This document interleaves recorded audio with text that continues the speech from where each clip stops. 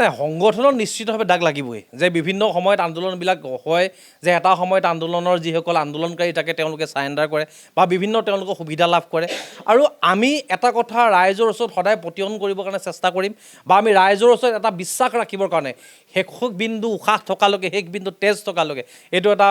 মানে আমি ৰাইজক এটা আমি মানে আশ্বস্ত কৰিবৰ কাৰণে চেষ্টা কৰিম যে আমি যে আচলতে চৰকাৰৰ ওচৰত বিক্ৰী যোৱা নাই আমি যে চৰকাৰৰ ওচৰত কোনো ধৰণৰ যে কম্প্ৰমাইজ কৰা নাই এই কথাটো আমি ৰাইজক ওচৰত কামেৰে প্ৰদৰ্শন কৰিবৰ কাৰণে চেষ্টা কৰিম যে শেষ পৰ্যায়লৈকে যি পৰ্যায়লৈকে আমি আচলতে আমাৰ ন্যায্য অধিকাৰ লাভ নকৰিম সেই পৰ্যায়লৈকে আমি আন্দোলন অব্যাহত ৰাখিবৰ কাৰণে চেষ্টা কৰিম আৰু আচলতে এই বিষয়টো কোনো ধৰণৰ